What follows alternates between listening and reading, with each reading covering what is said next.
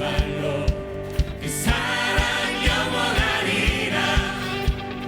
거듭난 영혼들을 위하여 그 사랑 영원하리라.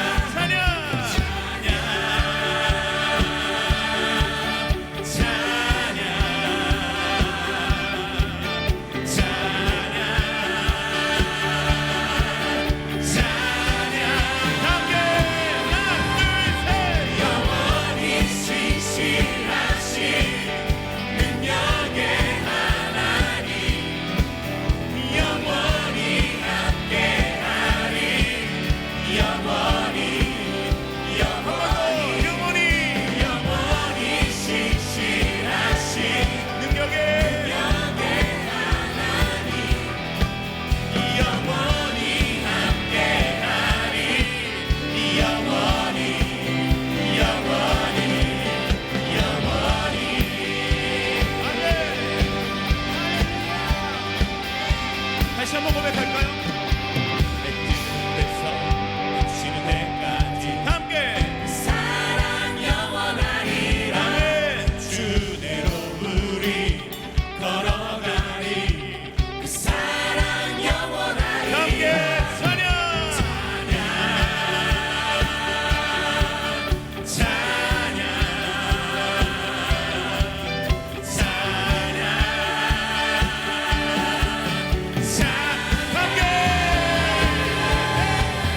영원히 신실하신 능력의 하나님, 영원히 함께하리.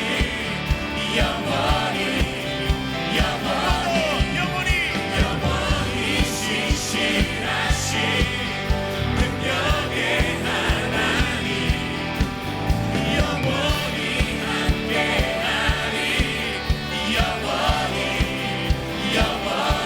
함께 머리로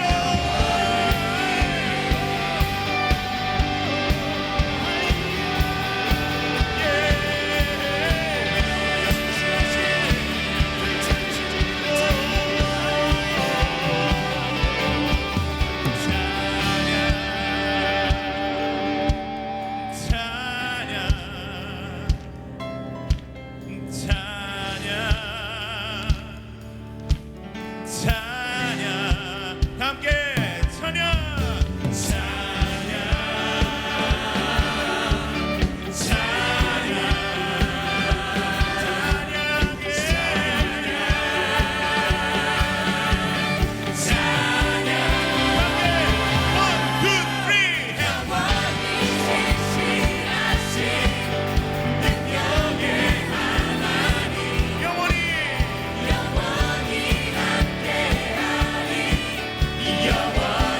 다시 한번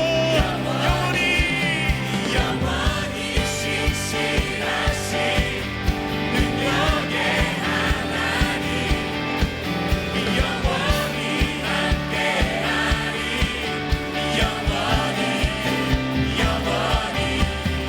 영원히 할렐루야 할렐루야 할렐루야 할렐루야 할렐루야 할렐루야 함께 하나 둘셋 할렐루야 할렐루야 할렐루야 할렐루야 할렐루야 할렐루야 할렐루야.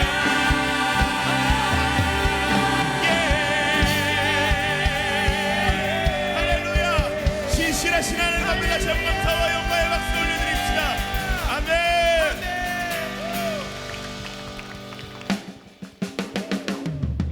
힘차게 박수 치면서 우리의 친구 되시고 우리 영원한 사랑 되시는 그 주님 앞에 다시 한번 전심으로 함께 찬양합시다.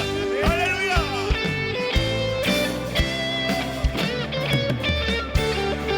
함께 귀하신 친구 내게 계시니 나 주 안에 늘 기쁘다. 그 피 안에 씻으셨으니 나 주 안에 늘 기쁘다. 나 주 안에 늘 기쁘다. 나 주 안에 늘 기쁘다.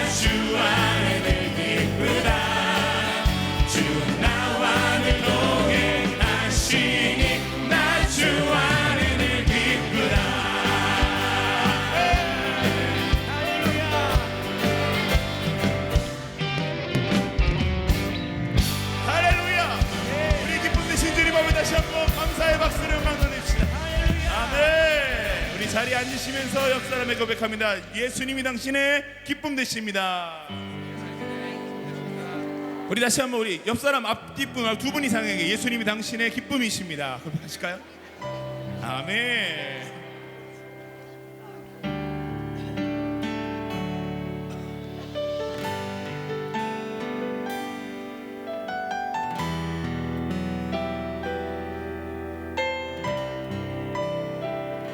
주님이 거하는 것이 우리의 능력입니다.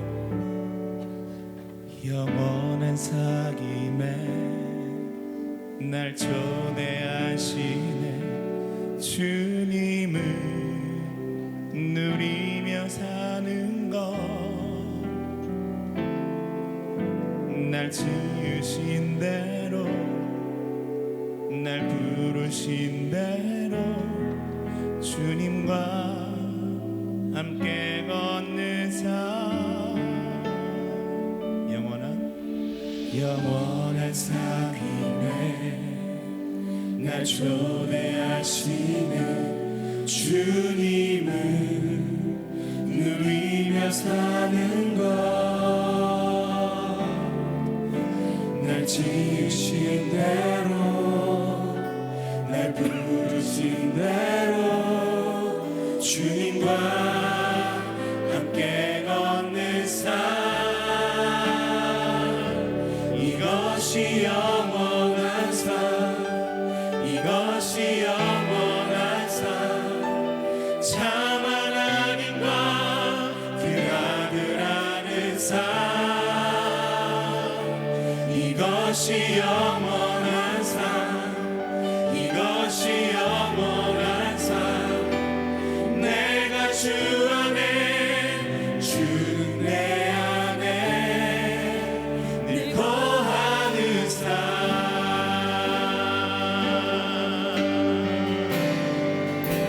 영원한 사귐에 날 초대하십니다. 날 초대하시네. 주님을 누리며 사는 것, 날 지으신 대로 날 부르신 대로 주님과 함께 걷는 삶. 한 번 더 고백해볼까요? 영원한 사귐에 날 초대하시네. 주님을 누리며 사는 것, 날 지으신 대로 날 부르신 대로 주님과 함께 걷는 삶. 함께 믿음으로 이것이 영원한 삶, 이것이 영원한 삶. 참 하나님과 그 아들 아는 삶. 이것이 영원한 삶, 이것이 영원한 삶. 내가 주 안에, 주는 내 안에. 다시 한번 우리 오른손을 높이 들고 이것이 영원한 삶, 이것이 영원한 삶. 참 하나님과 그 아들 아는 삶. 아멘. 이것이 영원한 삶, 이것이 영원한 삶. 내가 주 안에, 주는 내 안에 늘 거하는 삶.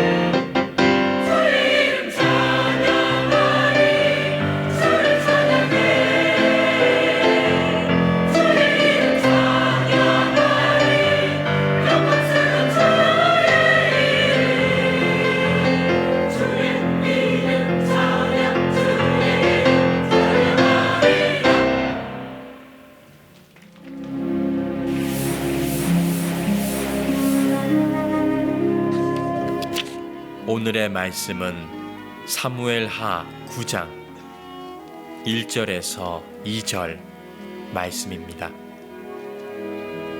다윗이 이르되 사울의 집에 아직도 남은 사람이 있느냐?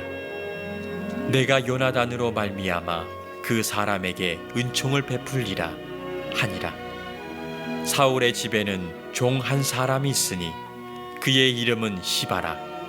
그를 다윗의 앞으로 부르매 왕이 그에게 말하되 내가 시바냐 하니 이르되 당신의 종이니이다 하니라. 아멘.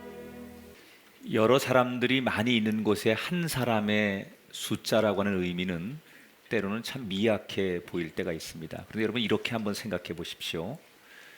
물이 99도로 있으면 그냥 물입니다. 그런데 그 99도에 1을 더하면 물이 100도가 되면 물이 아니라 수증기 기체가 됩니다.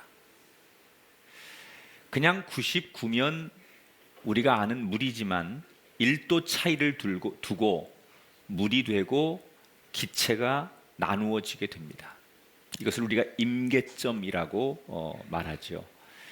1이라고 하는 숫자가 별것 아닌데 그 1이 있어야만 물이 임계점에 다다르고 기체가 될 수 있는 시작이 된다는 겁니다.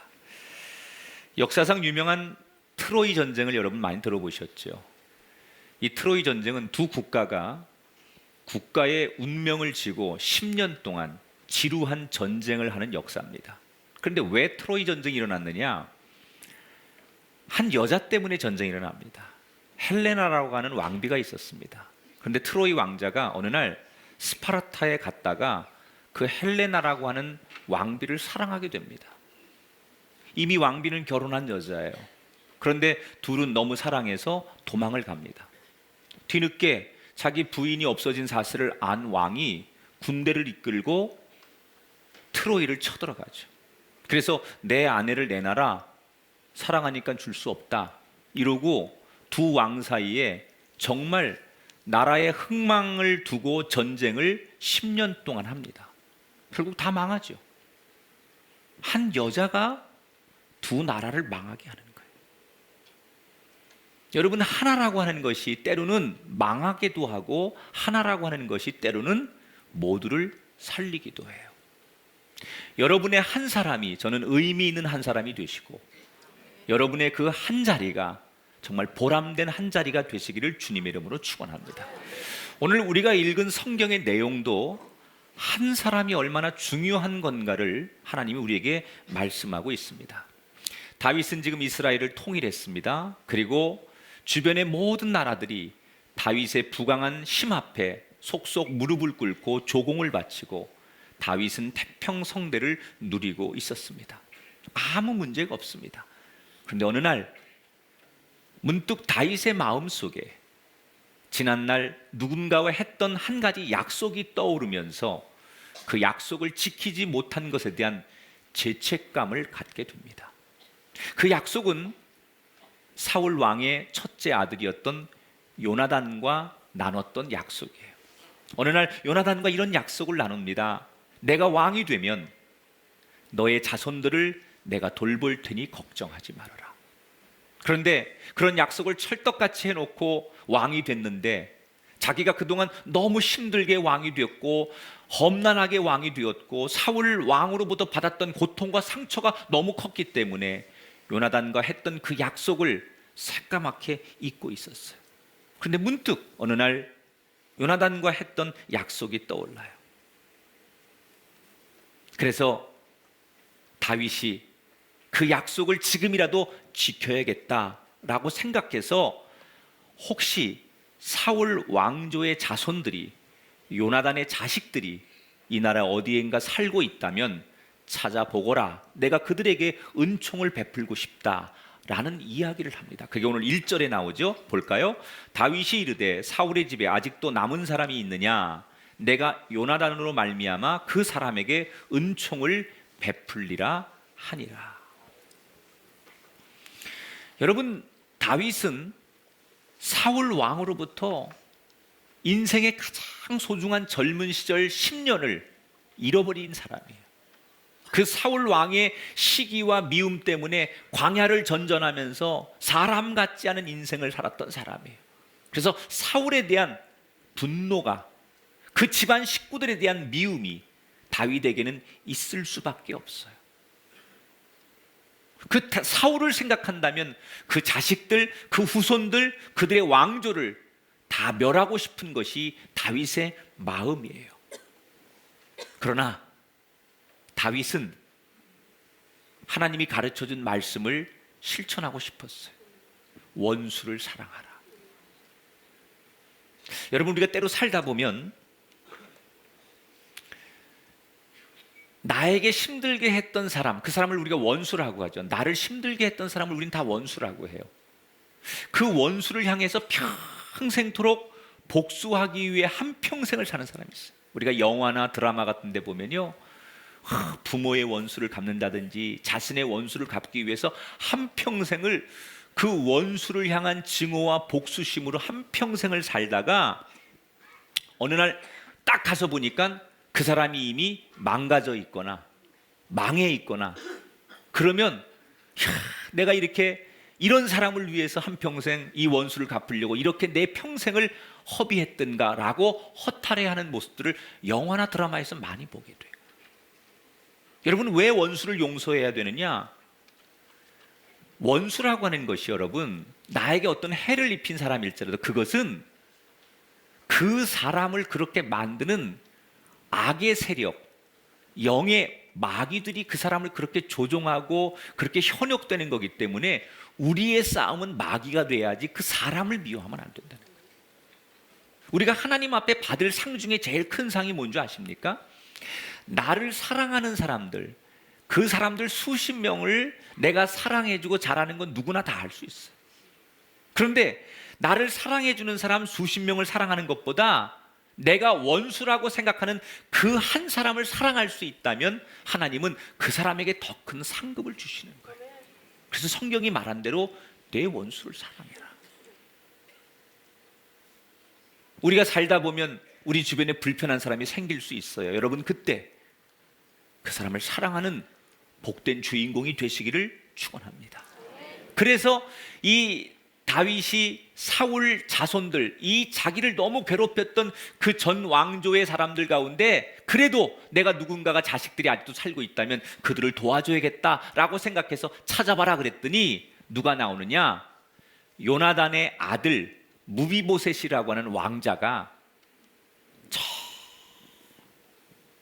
한 촌구석에 자기 신분과 이름도 감춘 채 숨죽여가면서 살고 있는 무비보셋이라는 왕자를 발견하게 돼요. 이게 요나단의 아들이에요.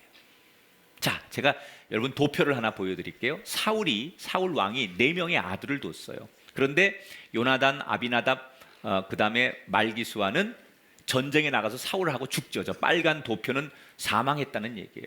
마지막 4번째 이스보셋이라는 아들이 살아요. 이 아들이 아버지 뒤를 이어가지고 이스라엘을 반쪽을 7년 반 동안 다스리죠. 다윗이 반을 다스리고 그래서 이스라엘 역사에 남북이 나뉘게 되는 거예요. 그런데 이 사울이 이스보셋이라고 하는 이 아들 이름을 무슨 뜻으로 줬느냐? 저 이스보셋이라는 뜻이 우상을 숭배하고 살아라, 이런 뜻이에요.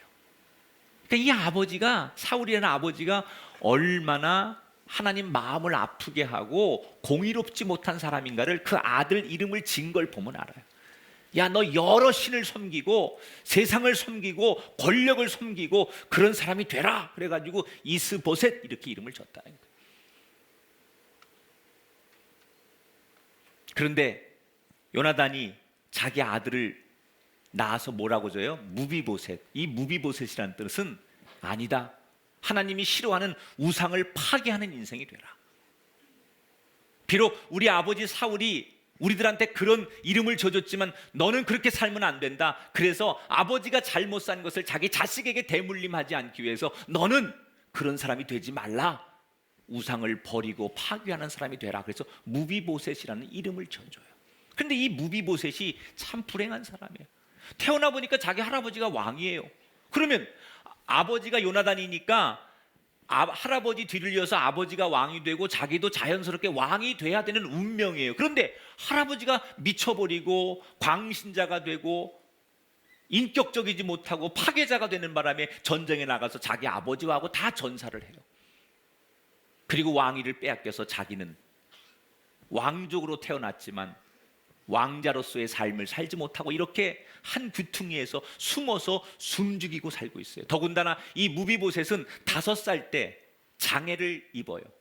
피난을 가다가 유모의 등에서 떨어지는 바람에 양 다리가 걷지 못하는 장애로 평생을 살게 돼요. 그러니까 참 불행한 사람이죠. 그 불행이 어디서부터 온 거예요? 할아버지 하나 잘못해서. 사울 왕이 그 할아버지 하나가 잘못 살고 그 할아버지 하나가 잘못 행동하니까 온 집안이 쑥대밭이 되고 그 후손들이 다 쓰디쓴 눈물을 흘리게 돼요. 난 여러분에게 부탁해요. 여러분 한 사람이 잘하셔야 여러분 자손이 기쁨을 얻어요. 여러분, 나 하나 내가 마음대로 사는 게 중요한 게 아니에요. 내가 잘해야만, 내가 의롭게 살아야만, 내가 거룩한 삶을 살아야만 그것이 내 자손들이 기쁨을 얻는 거고 축복을 얻는 거예요. 여러분 하나 잘못되면 그 잘못된 것 때문에 여러분의 아내와 가족과 모든 후손들이 고통을 당할 수 있다는 걸 생각하면 우린 더 잘 살아야 돼요. 그런데 다행히도 할아버지는 그렇게 살았지만 죽은 그 아버지가 그래도 의롭게 살려고 하고 믿음으로 살려고 했어요. 그래서 그 아들 이름을 무비보셋이라고 지었어요. 사랑하는 여러분, 한 사람 때문에 살기도 하고 한 사람 때문에 망하기도 하는 거예요. 저는 여러분이 요나단이 되시기 바랍니다. 여러분 가정과 여러분 주변을 망치는 그 한 사람 되지 마시고 여러분의 가정, 여러분의 주변을 살리는 그 한 사람 요나단이 되시기를 주의 이름으로 축원합니다. 여러분이 있는 곳에 여러분 때문에 길 잃은 사람들이 길을 발견하게 되기를 축복합니다. 여러분이 있는 곳에 여러분 때문에 불행하다고 생각하는 사람이 행복해지게 되기를 주의 이름으로 축원합니다. 여러분이 있는 그곳에 여러분 한 사람 때문에 망해가는 사람들이 축복받게 되기를 주님의 이름으로 축원합니다. 이 무비보셋을 다윗이 찾아서 만나게 되는데 만나는 과정 속에 오늘 성경에 보면 원래 사울 왕 밑에 있었던 2명의 종 이름이 오늘 등장해요. 하나는 시바라고 하는 종이고 또 한 사람은 마길이라는 종이에요. 이 두 종은 아주 극명한 인생관을 가지고 살아요. 마치 새로 비유하면 한 사람은 칠면조와 같고 한 사람은 펠리캔과 같은 인생을 살아요. 여러분, 칠면조라고 하는 새는요 등치가 좀 크지요. 그런데 성질이 고약합니다. 칠면조는 어떤 특징이 있는 줄 알아요? 이런 특징이 있답니다. 이 칠면조들이 무리를 지어서 다니다가 동료 중에 한 명이 다쳐서 피를 흘리면 다른 이 동물들은 본능적으로 자기 동족을 보호하고 동료들을 보호하는데 칠면조는요 자기 동료 중에 누가 하나 쓰러져서 피를 흘리면 모두 다 달려들어가지고 더 그 상처난 곳을 막 쪼아대가지고 그 동료가 더 철철 피를 흘리기 위해서 죽게 만든대요. 그리고 고통 중에 죽어가는 그 동료를 보면서 막 날개를 푸덕이면서 막 좋다고 깍깍 그리고 소리를 지른대요. 이게 칠면조예요. 그런데 반대로 펠리컨이라고 하는 새는 조금 달라요. 여러분, 우리나라에서 왜 성경에 나오는 성령을 상징할 때 우리나라는 비둘기를 그리거나 비둘기 조각을 많이 하죠. 이게 성령이 비둘기같이 임하는 거, 이것을 우리나라 사람들이 이렇게 표현하잖아요. 그런데 서양 사람들은 비둘기 같은 그 성령을 이야기할 때 펠리컨을 그립니다. 그래서 서양 기독교에 나오는 그 새는, 사랑을 상징하는 성경의 새는 다 펠리컨을 모델로 해서 그리거나 조각을 만드는 거예요. 이 펠리컨은요 특별히 자식 사랑이 유별나다고 해요. 어미 펠리컨이 자식을 돌보다가 먹을 게 다 떨어졌어요. 그래서 죽기 직전이 되면 이 어미 펠리컨이 마지막 수단을 사용하는데 어떻게 하느냐? 자기 부리로 자기 심장을 쫭니다. 그래서 자기 심장에서 피가 퐁퐁퐁 솟게 해가지고 그 새끼 새들이 자기 심장에서 나오는 피를 먹게 하고 자기는 죽는 거예요. 그래서 서구 기독교사에서는 사랑을 나타내는 새로 펠리컨을 사용합니다. 어떤 새는 남의 피를 흘리게 해서 사는 새가 있는가 하면 어떤 새는 자기 피를 흘려서 남을 살게 하는 새가 있어요. 오늘 이 사울 왕 밑에 있었던 두 명의 종은 한 사람은 펠리컨 같은 사람이고 한 사람은 칠면조와 같은 사람이에요. 누가 칠면조 같은 사람일까요? 이 시바라고 하는 종이요, 어떤 사람이냐, 참 기회주의자예요. 얼마나 이 사람이 약삭 빠르고 세상에서 이런 사람을 눈치 빠르고 처세술에 능한 사람이라고 말할지 모르지만 들어보세요. 여러분 한번 판단해 보세요. 다윗 왕이 옛날 왕조였던 사울 왕의 후손들을 찾는다는 얘기를 듣고 이 시바라는 종이 다윗 왕에게 가서 무비보셋이 있는 곳을 알려주는 거예요. 그런데 뭐라고 소개하냐면 3절에 보니까 시바가 왕께 아뢰되 요나단의 아들 하나가 있는데 그 사람은 다리를 저는 사람입니다. 이렇게 얘기해요. 자, 여러분, 이 표현이 그냥 글로 읽으니까 이런 표현이지만 사실 이 문맥 속에는 이 시바라고 하는 종이 자기 왕자님 아니에요. 자기가 모셔야 되는 주인이에요. 그런데 왕한테 뭐라고 소개를 해요? 다리를 저는 장애인입니다. 다시 말하면 형편없는 무능한 사람입니다. 이렇게 소개하는 거예요. 이 시바라고 하는 사람의 제일 중요한 임무는 뭐예요? 자기 주인을, 자기가 태어나서 한 번 모셨던 그 주인을 평생 모시는 게 이 시바가 할 일이에요. 그런데 어느 날 세상이 뒤바뀌니까, 새로운 왕이 들어오니까 그 힘의 논리에 의해서 자기 주인을 버리고 새로운 세상으로 자기 주인을 버리고 도망쳐요. 그리고는 기껏해서 오랜만에 자기 주인을 소개하는데 왕에게 뭐라고 해요? 비하하고 무능한 사람이라고. 그러니까 마음속에 자기 주인을 존경하고 사랑하고 자기 주인을 애틋하게 여기는 마음이 전혀 없다는 얘기예요. 다윗이 이 무비보셋이라는 요나단의 아들을 만나고 나서 옛날에 할아버지가 가졌던 사울 왕의 땅을 다 다시 되돌려줘요. 다윗은 참 인격자예요. 그렇게 사울로부터 평생 고생을 하고도 그 손자에게 할아버지 땅을 다시 다 되돌려줘요. 그런데 이 무비보셋이 장애를 가지고 있으니까 그 땅을 다스리거나 농사를 못 져요. 그래서 그 시바라고 하는 종에게 네가 네 주인을 잘 모시고 이 재산을 다 관리해드려라 이렇게 명령하는데, 자기 주인이 장애를 입고 세상을 잘 못 다니니까 그 재산을 중간에 다 가로채는 거예요. 나중에 사무엘하 16장에 가면 어떤 일이 있냐면 다윗에게 가서 자기 주인을 누명 씌우게 하는 거예요.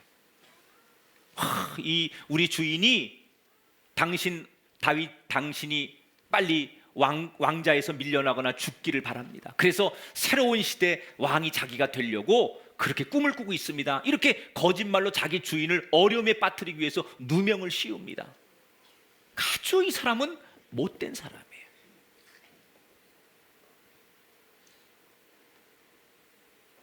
사람은요, 신앙도 좋아야 되지만요, 인품이 좋아야 돼요. 여러분, 믿음 좋은 걸로 위로받지 말고 주님, 내 인격이 참되게 해주세요라고 기도하세요. 내 입술로 주여 주여 한다고 그게 믿음이 좋은 거 아니에요. 내 인품이 좋아야 돼요. 인격이 변해야 돼요. 사람은요, 극한 상황이 되면 그 사람의 마음 결이라는 게 다 나오게 돼 있어요. 제가 부교육자 시절에 중고등부 학생들을 데리고 수련회를 간 적이 있었어요. 그때는 수련회가 지금처럼 좋은 무슨 시설들이, 수련원들이 있던 시대가 아니니까 군인용 텐트 같은 걸 가지고 강가나 해변가 같은 데 가서 이렇게 텐트 치고 아이들과 3박 4일, 2박 3일 수련을 합니다. 그런데 꼭 여름에 수련을 하고 오면 꼭 사고가 생겨요. 정말 지금 생각하면 아찔한 순간들이 참 많았어요. 그 애들, 중고등부 애들 데리고 나가면 그 막 망아지처럼 때린 녀석들이 뭐 별 사고가 다 나죠. 그런데 한 번은 두 아이가 다쳤어요.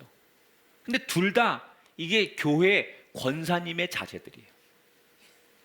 한 아이는 팔이 부러지고 한 아이는 이가 부러졌어요. 그게 큰일 났죠. 인솔자 입장에서는, 교회 입장에서는 아이들이 수련회 갔다 다쳐서 왔으니 부모에게 무슨 면목이 있겠어요. 잘 인솔하지 못한 책임이 있으니까 10번 죄송하지요. 그래서 그냥 정말 죄송한 마음으로 가서 아이가 다쳤으니까 치료해주고 이 과정을 설명하는데, 한 권사님은 자기 아이가 팔이 부러졌는데 와가지고 뭐라고 얘기를 하느냐, 저에게 사과를 하시는 거예요. 아이고, 저희 아이 때문에 모두가 다 즐거워야 될 수련회를 망쳐서 죄송합니다. 저희 아이가 극성스러워서 이 녀석이 팔을 다쳐서 팔이 부러져가지고 얼마나 근심 많이 하셨습니까? 전사님 죄송합니다. 우리 부장 선생님한테 죄송합니다.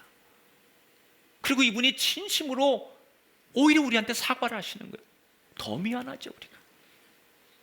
그런데 이가 부러진 그 권사님의 부모님이 와가지고 이분은 다 나와. 그리고 내 귀한 아들 이를 부러뜨렸으니까 책임을 지라는 거야. 마땅히 교회가 해야 될 책임을 져야죠. 그런데 이분이 누가 이렇게 인솔을 하고 관리를 했냐고 그러더니 결국은 우리 부장 선생님의 뺨을 때리는 거야. 우리가 보는 앞에서, 애들이 보는 앞에서 인격이 다 드러나는 거예요. 그분이 교회 중직이에요. 뺨을 때리고 나중에 이분이 화가 나니까 뭐라냐, 담임 목사님이고 부목사고 다 와서 자기 앞에 무릎 꿇어야 용서한다는 거예요.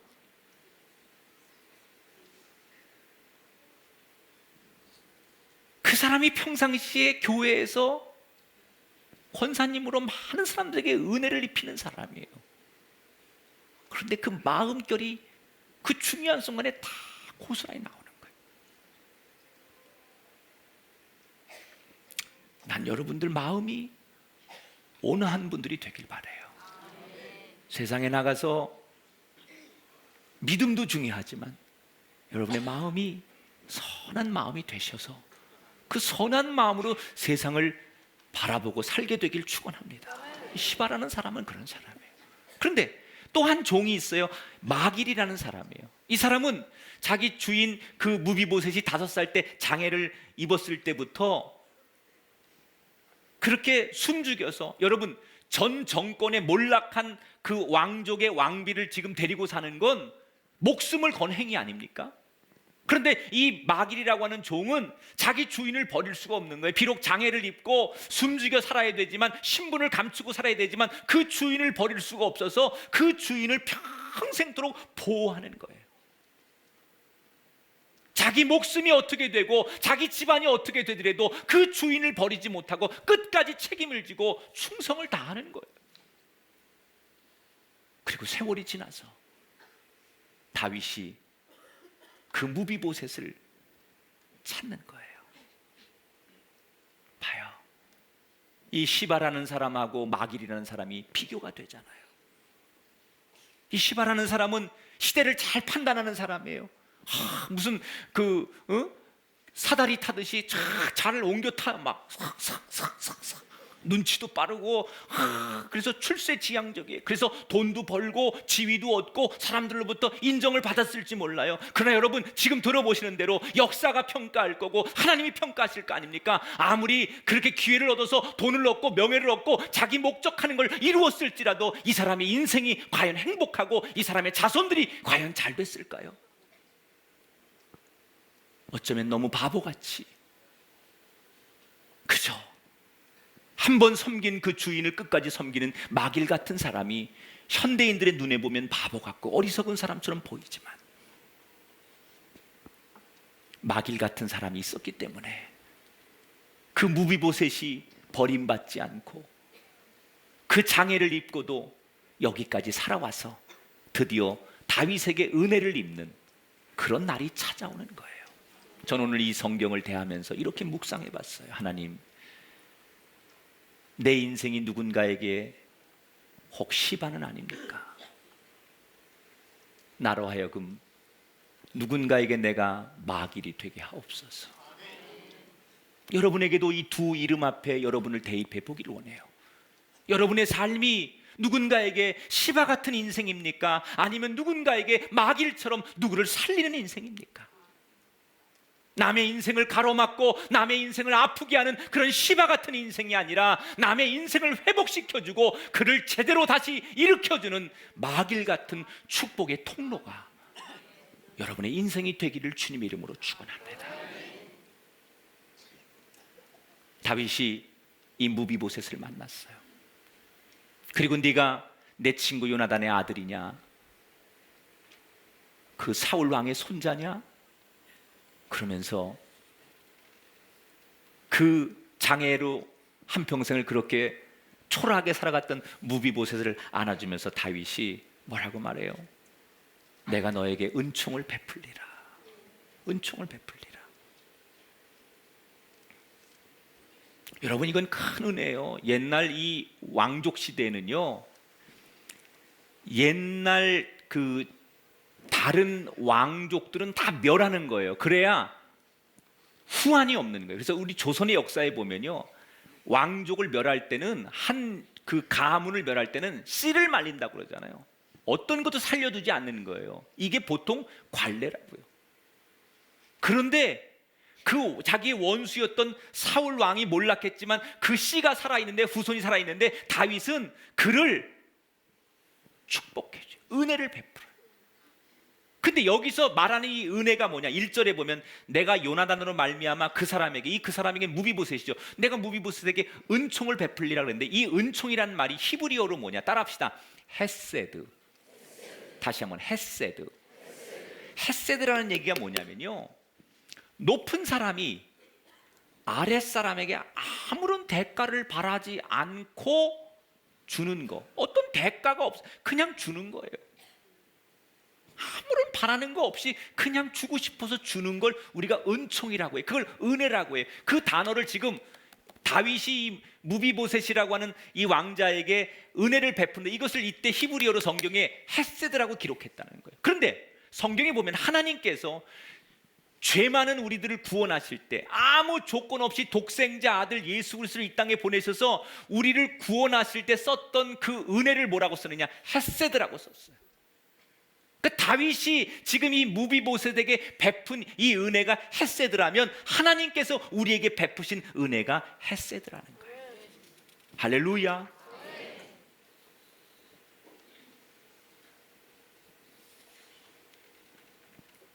미국의 유명한 사상가 가운데 우리가 잘 아는 데이빗 소로우라고 하는 사람이 있어요. 이 사람은 자연주의자지요. 인간이 자연으로 돌아가야만 행복할 수 있다, 이것을 늘 주장했던 자연주의 사상가예요. 근데 이 소로우가 자연에 들어가 살면서 유명한 그 명언들을 많이 남기죠. 근데 소로우 얘기 가운데 제일 유명한 얘기 이런 게 있습니다. 나쁜 일은 1000번을 자르는 것보다 뿌리를 한 번 쳐내는 것이 낫다, 이런 얘기를 해요. 여러분, 만약에 죄의 뿌리가 있는데 가지를 수천 번 치는 것 가지고는 안 된다는 거예요. 그 죄의 뿌리가 송두리째 뿌리채 뽑혀야만 그 사람이 죄에서 이기는 자가 되고 죄에서 자유한 자가 되는 거예요. 아무리 가지 쳐도 그 뿌리가 계속 있는 한 계속 또 나오는 거예요. 이 얘기가 무슨 얘기일까요? 우리 삶이 겉만 뭐 정화되고 겉만 무슨 훈련 받는다고 되는 게 아니라 근본이 바뀌어야 된다는 게, 근본이 완전히 그의 인격이 바뀌어야 된다는 거예요. 속사람이 바뀌어야 된다는 거예요. 근본 자체가 뿌리채 완전히 바뀌어야만 새로운 사람이 된다는 거예요. 여러분, 이 무비보셋이 다윗이 베푼 은혜, 헤세드의 은혜를 입어서 평생 장애인으로 자기 종 밑에서 얹혀 살던 옛날엔 왕자였지만 자기 종 밑에서 자기 신분과 이름도 감추고 그렇게 비참하게 살던 이 무비보셋이 다윗이 베푼 헤세드의 은혜 때문에 할아버지가 가졌던 그 영토를 다 다시 회복하고 무슨 특권을 위해 7절을 한번 볼게요. 7절을 봐요. 다윗이 무비보셋에게 베푼 은혜예요. 같이 읽어봐요. 시작. 내가 반드시 내 아버지 요나단으로 말미암아 내게 은총을 베풀리라. 내가 내 할아버지 사울의 모든 밭을 다 내게 돌려주겠고 또 너는 항상 내 상에서 떡을 먹을지니라. 여러분, 다윗 참 멋있는 사람이에요. 이 당시 땅이라는 것은요, 권력이고 힘이고 땅은 농경시대 최고예요. 그런데 욕심 없이 그 할아버지에게서 뺏은 걸 손자에게 다시 다 되돌려주는 거예요. 그리고 뭐라고 그래요? 너를 내 상에서 항상 음식을 먹게 만들어주마. 이 말은 최고로 존귀하게 대해주겠다는 거예요. 여러분, 대통령하고 아무나 밥 먹습니까? 대통령하고 가서 밥을 먹는 사람은 귀한 사람이에요. 아무나 밥 먹는 게 아니에요. 왕이 내 옆에서 항상 내 상에서 늘 어느 때나 음식을 먹게 해주겠다는 얘기는 너를 내 아들처럼 여기겠다는 거예요. 가장 귀하게 여기고 가장 귀한 특권을 너에게 주겠다는 얘기예요. 이 무비보셋은 인생이 바뀐 거예요. 평생 그렇게 살 줄 알았어요. 저주받은 인생으로 걷지 못하고 그렇게 한 곳에서 종한테 얹혀 살고 있는 비참한 인생, 너무 초라하고 한 많은 인생, 그렇게 숨어 살던 인생, 마지못해 살던 인생, 그게 무비보셋의 인생이었는데 다윗이 베푼 헤세드의 은혜 때문에 그의 인생이 근본적으로 바뀌었어요. 이제는 모든 사람들이 부러워하고 모든 사람들이 존귀 여기고 모든 사람들이 박수 쳐주는 그의 인생으로 어느 날 그의 인생이 바뀌어버렸어요.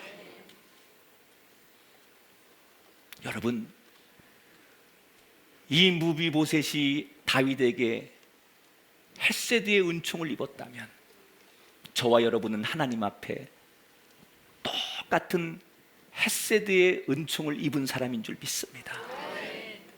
우리는 죄 때문에 하나님을 거역했기 때문에 원래는 은혜를 누릴 자격이 없는 사람이에요. 그런데 하나님은 우리에게 헤세드의 은혜를 베푸셔서 우리가 지금도 이 세상을 누리게 살게 하고 계십니다. 여러분, 우리가 하나님을 어떻게 아버지라고 부를 자격이 있습니까? 그런데 하나님께서 우리에게 일방적으로 아무 조건 없이 헤세드의 은혜를 베푸셔서 우리 모두를 하나님의 자녀로 살게 하시고 오늘도 이 자리에 나와서 하나님을 찬송하고 하나님을 아버지라고 부를 수 있도록 우리의 삶의 근본을 바꿔주신 거예요. 우린 그 헤세드의 은혜를 입은 사람이에요.